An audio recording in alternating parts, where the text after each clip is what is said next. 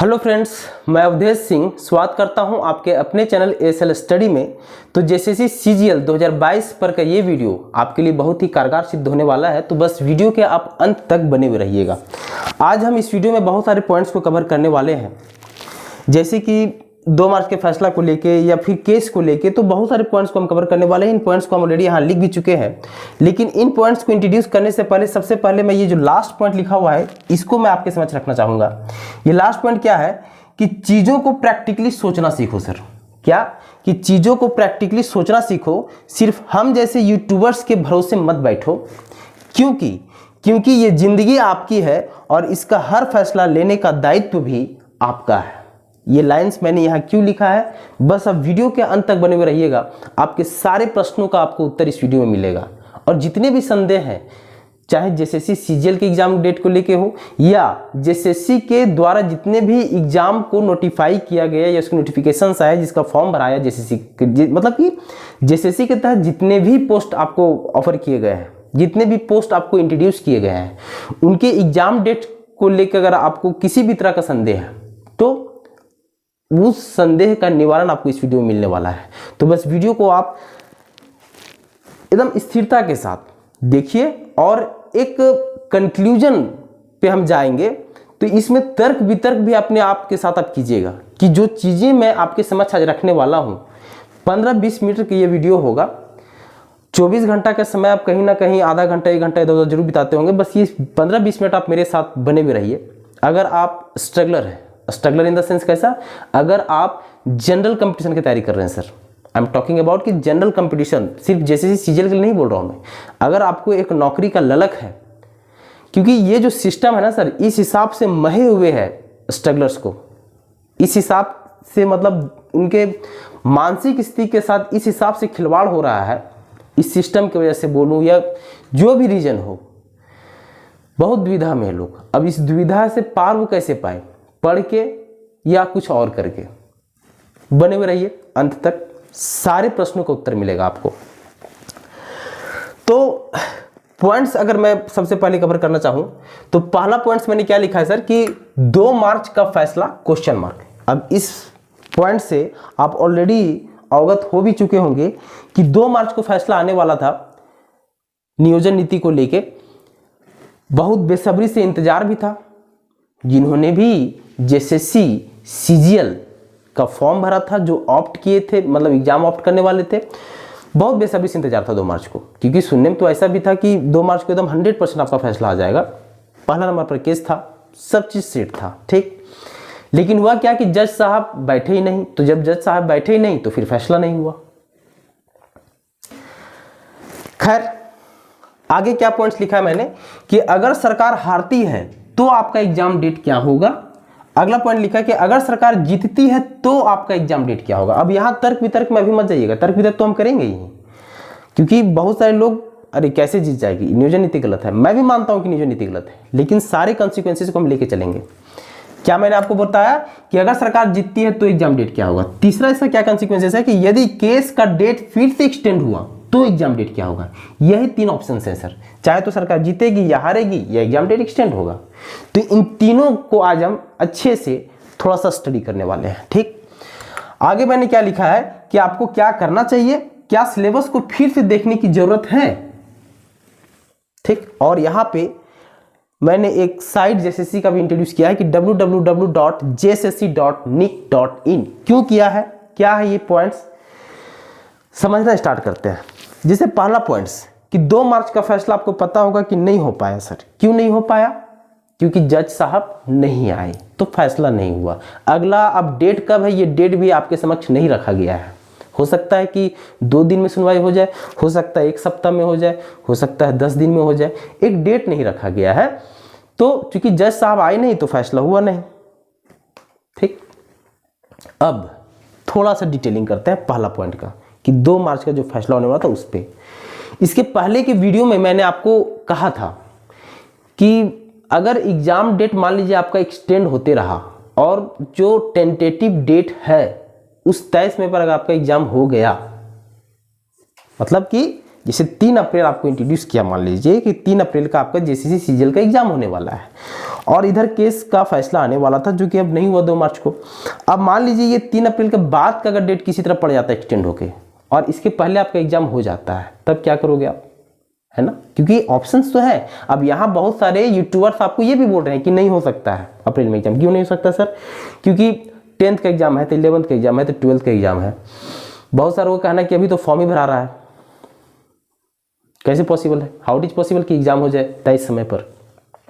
सही है, कवर करते हैं बस स्टे। तो 2 मार्च का फैसला तो हुआ नहीं।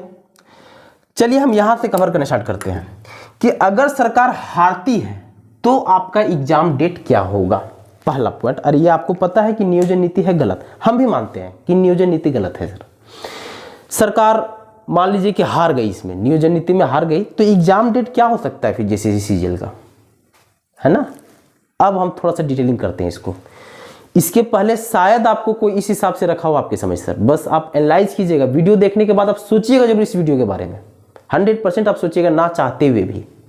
अगर आप तैयारी कर रहे हैं, अगर आप सही में सीरियस स्ट्रगलर हैं, तब अगर सरकार हार जाती है मान लीजिए केस, ठीक, तो आपका एग्जाम कब होने का संभावना है? अब चीजों को देखिए, ये जो स्थानीयता नीति जो आपको रखा गया, तो जेसीसी सीजीएल के लिए भी रखा गया या फिर जेसीसी के द्वारा जितने भी पोस्ट आपको इंट्रोड्यूस किए गए हैं, जितने भी पोस्ट इंट्रोड्यूस किए गए हैं, वो सब में सेम स्थानीयता नीति को इंट्रोड्यूस किया गया है।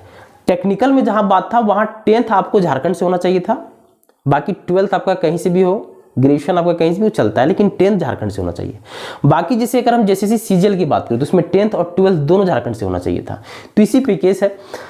लेकिन ये जो नीति है सर, वो जेसीसी के द्वारा जितने भी पोस्ट ऑफर किए गए या जितने भी पोस्ट को इंट्रोड्यूस किया गया, उन सभी में सेम नीति को इंट्रोड्यूस किया गया, ठीक। अब सरकार हार गई मान लीजिए, ठीक, क्योंकि अब आपको आपका भी कहना है कि नीति गलत है सर, तो हारना ही है, तय है कि हार जाएगी, ठीक है। लेकिन सरकार नहीं भी हार सकती, क्यों नहीं हार सकती उसको भी हम बताते हैं आपको। अब देखिए, अगर सरकार हार जाती है तब आपका एग्जाम डेट क्या हो सकता है। सरकार हारी तो भैया, जब सरकार हार गई मतलब नीति गलत है, स्थानीयता नीति गलत बनाई उन्होंने, तो सरकार हार गई। तो सरकार हार गई तो क्या करेगी सरकार, कि फिर से अपना स्थानीयता नीति को वो बनाएगी, ठीक, फिर से इंट्रोड्यूस करेगी आपके सामने। तो इसमें 1-2 महीना का समय लेगी, लेने के बाद थोड़ा सा अध्ययन करेगी फिर उस पर, ठीक। अध्ययन हो गया, अध्ययन होने के बाद फिर से वो नोटिफिकेशन निकालेगी एग्जाम का कि ये एग्जाम निकलने वाले हैं। फिर फॉर्म भरने का डेट रखा जाएगा, 1 महीने का फिर डेट रखा जाएगा। फिर वो 1 महीना के फॉर्म डेट रखने के बाद फिर करेक्शन डेट रखा जाएगा कि अगर कुछ गलती कर दी है फॉर्म भरने में तो उसको करेक्शन डेट भी एक इंट्रोड्यूस किया जाएगा 1 सप्ताह का, ठीक है। उसके 1 महीना या 2 महीना के बाद फिर आपको एग्जाम कंडक्ट करवाया जाएगा। मतलब कि अगर सरकार केस हार जाती है तो एट एनी हाउ मिनिमम आपके पास 6 महीना का समय तो बचेगा, ठीक है। सरकार अगर केस हारती है तो कितने महीने का समय बचेगा, मिनिमम 6 महीने का समय बचेगा, और ज्यादा से ज्यादा 1 साल का भी समय हो सकता है, क्योंकि ये नीति फिर से बनाने में, उस पर फिर समीक्षा करने में, फिर से नोटिफिकेशन निकाल के फॉर्म निकालने में, फिर फॉर्म भरवाने में, फिर करेक्शन डेट देने में, फिर एग्जाम डेट देने में 6 महीना से लेके 1 साल तक का समय मिल जाएगा। तब तो आपका बल्ले बल्ले फिर करते रहिए तैयारी, नहीं कीजिए तैयारी, पूरा टाइम आपको मिलेगा। अगर सरकार हारती है तब, है ना, पूरा समय है फिर। अब ये वीडियो देख के आपको डिमोरलाइज नहीं होना यहाँ पर सर, लास्ट तक बने हुए रहिए, पूरा लास्ट कंक्लूजन पे चलेंगे हम, क्या करना चाहिए आपको। तो सरकार अगर हार गई तो आपके पास समय ही समय, कोई इशू नहीं। अब इस समय में क्या होगा कि बहुत लोग पढ़ाई छोड़ देंगे और बहुत लोग अगर किसी और एग्जाम की तैयारी कर रहे होंगे तो साइड में इसको लेके चलेंगे, है ना। सरकार अगर केस हारती है तब, चलो अब सरकार केस हारती है तो एग्जाम डेट का आपको बताया कि 6 महीना से 1 साल का समय आपको मिलने वाला है, कंफर्म रहो। अगला पॉइंट मैंने लिखा है कि अगर सरकार जीतती है तो आपका एग्जाम डेट क्या होगा। अब इसमें बहुत सारे लोग बोल देंगे यहीं पर कि क्या सर आप कुछ भी बोलते हैं, सरकार केस कैसे जीत जाएगी, स्थानीयता नीति जब गलत बनाई है तो हाउ इट इज पॉसिबल कि सरकार जीत जाएगी। तो देखो सर, हमारा ये जो कॉन्स्टिट्यूशन है ना, हमारा संविधान, हमारा लॉ, ये वकीलों का स्वर्ग कहा जाता है सर इसको। अब क्यों कहा जाता है ये आप इतने समझदार जरूर हो, है ना। तो इस पे हम ज़्यादा चर्चा नहीं करेंगे। अगर सरकार जीत जाती है ना, तो जीत जाती है क्योंकि आपको ही पता है हमारे देश में बहुत सारे चीज़ नहीं होना चाहिए, लेकिन मतलब वो ऑथेंटिक प्रूफ नहीं होना चाहिए कोर्ट में, लेकिन वो हो जाते हैं, है ना। क्यों होते हैं, कैसे होते हैं, आप इन चीज़ों को आई थिंक समझ सकते हो, क्योंकि अगर आप जेसीसी सीजीएल की तैयारी कर रहे हो तो इतना मैच्योर हो आप, ठीक है, वो अलग चीज़ है। तो अगर सरकार केस जीतती है तो एग्जाम डेट क्या होगा सर? तो अभी भी मैं वही बोल रहा हूं कि अगर सरकार केस जीतती है तो जैसे मैं अभी अब क्या बता रहा था कि जो फर्स्ट वीक ऑफ अप्रैल जो टेंटेटिव डेट जेसीसी के द्वारा जारी किया गया उसमें ना ले तो मिड ऑफ अप्रैल जाएगा या लास्ट वीक ऑफ अप्रैल जाएगा या ज़्यादा से ज़्यादा फिर मई तक जाएगा, क्योंकि फॉर्म भराने का जो डेट है वो आपका एक्सटेंड हुआ, ठीक। तो अभी तक मैं बोल रहा था अप्रैल, तो वो अप्रैल अगर सरकार जीत जाती है ना सर तो अप्रैल से मई के बीच में आपका एग्जाम होना है। अभी इसमें बहुत सारे लोग तर्क वितर्क, सर चुनाव का क्या होगा, चुनाव भी तो है, अरे सर 10th 11th 12th का एग्जाम भी तो है। क्या लगता है आपको कि ये सिस्टम या फिर ये जो सरकार मतलब ऐसा नहीं है जैसा आप समझ रहे हो कि बस कल का ये सोचती है या कल का सोच के कुछ निकाल दिए, कुछ कर ली। इनके जो एडवाइजर्स होते हैं या खुद ये जो होते हैं इतना मैच्योर्ड होते हैं, ये बहुत दूर तक सोच के चलते हैं महोदय, ठीक। तो सरकार अगर केस जीतती है सर तो अप्रैल टू मई में आपका एग्जाम होगा, ठीक है। ये दूसरा पॉइंट का आंसर था। तीसरा मैंने लिखा है कि यदि केस का डेट फिर से एक्सटेंड हुआ, अब एक्सटेंड कैसे होगा, जैसे जज साहब आज नहीं आए 2 मार्च को, हो सकता है कि अगला में भी जब डेट उठ पड़े तो फिर जज साहब ना आवे, कारण हो सकता है ना, क्योंकि हर चीज में एक कारण बनता है, कारण पर कारण बनता है। मान लो नहीं आए या फिर आए और किसी वजह से किसी कारण से एग्जाम डेट फिर एक्सटेंड हो गया, किसी कारण से, कारण तो हो ही जाता है ना सर, कारण से घिरे हुए हैं हम और आप, है ना। तो किसी कारण से फिर मान लो एग्जाम डेट एक्सटेंड हो जाता है, तो एग्जाम डेट फिर क्या होगा सर? वही सर अप्रैल टू मई। तो अगर सरकार जीतती है तो भी जेसीसी सीजीएल का एग्जाम जो है वो अप्रैल टू मई, और अगर केस का डेट एक्सटेंड होता है तो भी एग्जाम का डेट अप्रैल टू मई। डेट ये कब बढ़ेगा सर? 6 महीना और 1 साल, जब सरकार केस हारती है, हाँ। और उसमें क्या होगा कि बहुत सारा आप लोग पढ़ाई छोड़ दोगे सर, और बहुत सारा क्या करोगे कि किसी और जॉब का तैयारी कर रहे होगे, साइड में इसको लेकर आप चलोगे, या फिर जो बहुत अभी स्टार्ट किए होंगे, मान लो अभी मतलब स्टार्ट किए होंगे कंपटीशन का तैयारी, तो वो अच्छे से एनर्जेटिक वे में 1 साल तक लगे हुए रहेंगे। 3 केस, 3 ऑप्शंस, और 3 ऑप्शंस में एग्जाम डेट आपके समझ मैंने रखा कि 2 ऑप्शंस ऐसे हैं जहां सरकार केस जीतती है या फिर केस का डेट एक्सटेंड होता है, तो आपका जो एग्जाम डेट है सर वो अप्रैल टू मई जाएगा, और अगर हार जाती है तो फिर लीजिए 1 साल का गैप, है ना। अगला ये 2 पॉइंट को मैं एक साथ कवर करूंगा कि आपको क्या करना चाहिए और क्या सिलेबस को फिर से देखने की जरूरत है। इन लाइंस को मैंने यहां क्यों लिखा है, देखो सिलेबस को फिर से देखने की जरूरत मैं क्यों बोल रहा हूं। जेसीसी सीजीएल का पेपर 3 देखो एक बार। पेपर 3 क्या है सर? जीएस है पढ़ना, साइंस है पढ़ना, मैथ पढ़ना है, रीजनिंग पढ़ना है, करेंट अफेयर पढ़ना है, कंप्यूटर पढ़ना है, दैट्स इट, 150 क्वेश्चंस। अब GS math, reasoning, current, science, computer लगभग हर जनरल कंपटीशन के एग्जाम में पूछा जाता है। तो सिलेबस में फिर से देखने के लिए क्यों बोल रहा हूं कि अगर आप तैयारी में लगे ही हो और अगर आपको नौकरी ही लेना है, इसके अलावा आपके पास कोई ऑप्शंस नहीं है, तो आप एक बार फिर से देखो। क्या होगा, देखने से क्या होगा ना, एक एनर्जी आएगा आपके अंदर। वो एनर्जी किस वे का होगा कि जेसीसी सीजीएल ना सही कोई और एग्जाम से। मैं यहां आपको बिल्कुल नहीं बोल रहा हूं कि जेसीसी सीजीएल पे आप फोकस छोड़ दो, मैं ये नहीं कह रहा हूं। मैं सिर्फ ये लाइन इसलिए आपके समक्ष रख रहा हूं कि सिलेबस को अगर आप एक बार देख लेते हो, जैसे जीएस में आपको पहले एंशिएंट हिस्ट्री पढ़ना है, फिर मेडिवल पढ़ना है, फिर मॉडर्न हिस्ट्री पढ़ना है, फिर पॉलिटी भी पढ़ना है, इकोनॉमिक्स भी पढ़ना है, साइंस में आपको फिजिक्स, केमिस्ट्री, बायोलॉजी पढ़ना है, मैथ में आपको कमर्शियल पढ़ना है, एडवांस पढ़ना है, फिर रीजनिंग पार्ट पढ़ना है, पढ़ना तो। और ये जो जीएस का पार्ट या मैथ का पार्ट या रीजनिंग का पार्ट जो भी है, वो लगभग हर कॉम्पिटिटिव एग्जाम में है। आप सेंट्रल एग्जाम में बैठ सकते हो, तैयारी अगर आपका बढ़िया हो गया तो, और आप झारखंड में तो बैठ ही सकते हो, है ना।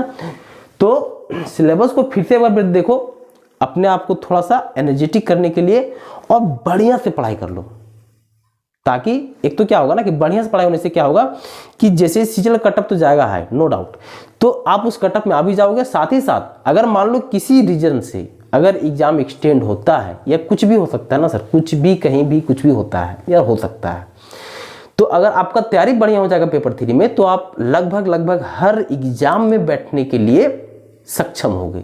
हाँ, किसी एक एग्जाम को फोकस करके तैयारी किया जाता है। मैं बार बार बोल रहा हूं कि जनरल कंपटीशन, इसके पहले की वीडियो में बता चुका हूं मैं कि जनरल कंपटीशन का एक ही सिलेबस है sir, math, reasoning, GS, science, current, एक ही सिलेबस है। क्वेश्चन के पैटर्न्स अप डाउन्स होते हैं। जैसे अब झारखंड में आप एक अभी ग्रेजुएट लेवल पे बैठने वाले हो सीजीएल पे, या फिर यही 10-12 पे जो वैकेंसी निकलेगी उस पर आप बैठोगे। पढ़ना सब चीज़ है, बस क्वेश्चंस के लेवल्स अप एंड डाउन्स रहते हैं पोस्ट वाइज, ठीक। तो सिलेबस को आप एक बार बढ़िया से कर लो, ताकि आप सेंट्रल में भी फाइट कर सको, स्टेट में भी फाइट कर सको, और उसके बाद फिर पेपर 2 में जंप करें। तो पेपर 2 में मान लो रीजनल लैंग्वेज आपने जो भी ऑप्ट किया हो, ठीक, जैसे कि इस चैनल पे खोटा मैं करवाता हूं, तो मान लो खोटा आपने ऑप्ट किया है, तो खोटा फिर आप बढ़िया से तैयारी कर लिए, तो जेएसएससी के द्वारा और भी बहुत सारी वैकेंसी निकलने वाली हैं जिसमें खोटा रहेगा, और वो आपका वहां पे काम आएगा, ठीक। तो आप सिलेबस को फिर से स्टडी कीजिए, और आपको करना ये चाहिए सर कि आपका जो डेट है ना सर, टेंटेटिव डेट अप्रैल वाला, ये जो पॉइंट मैंने यहाँ लिखा था कि आपको क्या करना चाहिए, तो जो डेट है उस डेट पे आप स्टिक रहो। फॉर्म भरा रहे हैं, डेट एक्सटेंड हो सकता है 1 सप्ताह का, 15 दिन का पॉसिबिलिटीज है, और नहीं तो 1 साल का भी हो सकता है, ये भी पॉसिबिलिटीज है। तो मैं यहाँ जो फिर जो ये लाइन जो लिखा था ना कि यूट्यूबर्स के भरोसे मत बैठे रहो, क्योंकि देखो सर जिंदगी सही में आपका है ना ये, और ये जिंदगी आपका है। तो एक कहावत आप सुने हो ना कि सुनो सबका लेकिन करो मन का। आप यूट्यूब से जानकारियां ले तो बहुत बढ़िया चीज है, ले लो, लेकिन उसको थोड़ा सा मंथन करो उसमें सर। अंधों के जैसा विश्वास करना और अंधों के जैसा प्यार करना मत सीख लो। दुनिया बहुत ओलचोल वाला है। आप www.jssc.nic.in पे जाइएगा ना सर, तो जो भी ऑथेंटिक न्यूज होगा साइट पे वो आपको मिल जाएगा। यहाँ से आपको न्यूज तो यूट्यूब, आप जैसे आप तैयारी कर रहे हो तो जैसे आप मेरा चैनल को फॉलो करो या किसी और को चैनल को फॉलो करो, आपको न्यूज तो मिलते ही हैं। या फिर आप डायरेक्टली वीकली एक बार विजिट कर लो www.jssc.nic.in, जो भी ऑथेंटिक वहाँ पे न्यूज होगा वो आपको मिल जाएगा। वहाँ मस्त फ्लैश होते रहता है न्यू करके, जैसे अब थोड़ा सा कर्सर नीचे जाओगे ना, वो वहाँ आपको मिल जाएगा। वहाँ जो भी नया न्यूज आता है इस साइट पे आपको जेएसएससी का मिल जाएगा, जेएसएससी का जो भी न्यूज होता है, ठीक। तो आप इस पे भरोसा रख सकते हो www.jssc.nic.in। आप चैनल्स पे भरोसा रख सकते हो, नो डाउट, लेकिन ये चैनल्स का कोई बोल देते हैं ना कि निश्चिंत रहिए और तैयारी करते रहिए। तैयारी आप कर रहे हो ना सर, जॉब आपको लेना है। मैं तो ये मानता हूं कि आपको जो डेट दिया गया था अप्रैल का, आप उसी को टारगेट पॉइंट पकड़ के एक बार बढ़िया से बस तैयारी कर लो। एक बार सिलेबस कवर करो बढ़िया से। एग्जाम डेट एक्सटेंड कर गया, फिर आप क्या करोगे, रिपीट करोगे, है ना। एग्जाम डेट एक्सटेंड किया, फिर क्या करोगे, रिपीट करोगे। तो उसमें क्या होगा कि आपका तैयारी बहुत बढ़िया हो जाएगा। और पता चला कि खोटा का मान लो कि आप नाटक में लगे हुए हो और नाटक खत्म करते करते आपका 3 अप्रैल खत्म हो गया, और किसी वजह से मान लो कि 15 अप्रैल या 20 अप्रैल को एग्जाम डेट दे दिया, क्या करोगे। नाटक ना तो आप नाटक को तो आपने बहुत बढ़िया से कर लिया, लेकिन बाकी का गद्य भाग, पद्य भाग, साहित्य के अन्य विधाएं, खोटा ग्रामर, इसका क्या करोगे सर। इसीलिए इसके पहले की वीडियो में भी मैंने कहा था और इस वीडियो में भी मैं कह रहा हूँ कि एक बार सिलेबस को आप कवर कर लो बढ़िया से। बढ़िया से इन द सेंस एक बार कवर कर लो, वो बढ़िया से हो जाता है। एक बार कवर कर लो, एग्जाम डेट एक्सटेंड होगा, रिपीट करोगे, मतलब रिवीजन हो जाएगा वो चीज़, फिर रिवाइज हो जाएगा। और जो रिजल्ट आता है ना कंपटीशन में, जनरल कंपटीशन में, वो रिजल्ट सिर्फ पढ़ने पे नहीं आता है सर, ये रिजल्ट आता है आपके रिवीजन पे। ये रिजल्ट आता है कि आप किसी चीज़ को कितना बार रिपीट किए हो। जैसे मान लो कि मॉडर्न हिस्ट्री पढ़े हो, तो मॉडर्न हिस्ट्री को आपने कितना बार पढ़ा है। जैसे लूसेंट ही पढ़ रहे हो मान लो एग्जाम्पल के तौर पे, तो लुसेंट का जो मॉडर्न हिस्ट्री है वो कितना बार पढ़ा है आपने, कितना बार उसको रिवाइज किया है। तो रिवीजन पे रिजल्ट आता है सर, पढ़ने पे रिजल्ट नहीं आता है, समझ रहे हो। पढ़ने को तो अब लुसेंट पढ़ लिए, महेश बर्नवाल की किताब पढ़ लिए, एम लक्ष्मीकांत की किताब पढ़ लिए, एनसीईआरटी सार संग्रह आता है महेश बर्नवाल का, वो पढ़ लिए। तो बहुत सारी बुक है मार्केट में। तो सिर्फ पढ़ने से रिजल्ट नहीं आता, रिजल्ट किस पे आता है, रिजल्ट आता है रिवीजन पे। ठीक, तो एक बार आप सिलेबस कवर करो, देन उसको आप रिपीट करो, फिर रिपीट करो जब तक आपको डेट एक पता नहीं चल रहा है। और डेट तो मैंने आपको रखा सर कि डेट क्या हो सकते हैं। आप ऑथेंटिक, आप बार बार यूट्यूब पे मत विजिट करो सर, मेरा चैनल हो या किसी के चैनल हो। अगर आप पढ़ रहे हो किसी चैनल से बढ़िया है, कंटिन्यू विद दैट। लेकिन अच्छा, न्यूज़ के लिए भी हल्का सा भी आप यूट्यूब तो खोलते हो ना टाइम पास के लिए, तो अच्छा ये न्यूज़ है चल जाता है। लेकिन अगर आपको ऑथेंटिक न्यूज़ चाहिए ना सर, तो इस साइट पे आप विजिट कर लो ना। आप स्पून फीडिंग बच्चे थोड़ी हो, समझ रहे हो। स्ट्रिक्ट रहो सर। और दूसरी चीज़ कि अभी तक आपके पास क्या न्यूज़ है, जेसीसी की तरफ से क्या न्यूज़ है आपके पास, ये बताओ। जेसीसी की तरफ से तो एक ही न्यूज़ है ना कि अप्रैल में आपका एग्जाम है, यही तो न्यूज़ है आपके पास। पॉसिबिलिटीज़ हैं कि डेट बढ़ेगा, कोई दिक्कत नहीं भाई, आप अभी तक तैयारी कर लिए तो वो चीज़ आपका रिवाइज हो जाएगा, फिर क्या इशू है इसमें। लेकिन आप किसी के कहने पर कि नहीं होगा एग्जाम, तो क्या होता है ना, अस्वस्थ हो जाते हैं लोग, अरे एग्जाम में नहीं होगा, करेंगे ना तैयारी यार। फिर इधर उधर आप थोड़ा सा मन आपका विचलित होता है, क्योंकि हो तो इंसान ही ना, तो इंसान का टेंडेंसी भी है आपके अंदर और हमारे अंदर।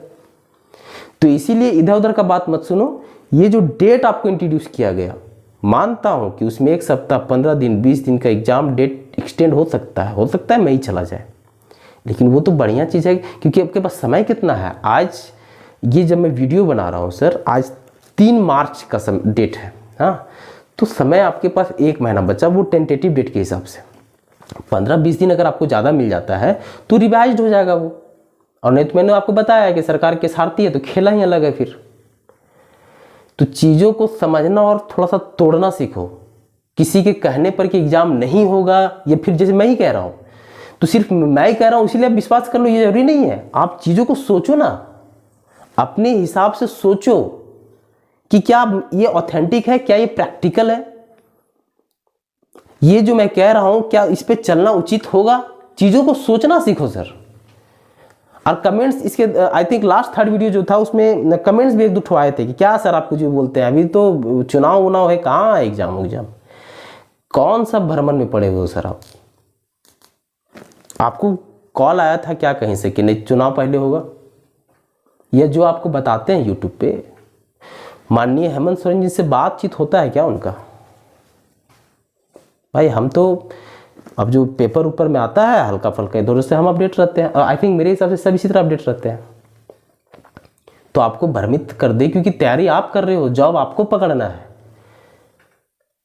आपके ऊपर रिस्पॉन्सिबिलिटी, आपके ऊपर प्रेशर है, फैमिली का, सोसाइटी का, आपके ऊपर प्रेशर है, आपको झेलना होता है। इसलिए चीज़ों को भी खुद सोचना सीखो, आप खुद तोड़ना सीखो। आप सुनो ना, आप सबका, मेरा भी सुनो, उसका भी सुनो, इसका भी सुनो, लेकिन मैनिपुलेट खुद करो चीज़ों को।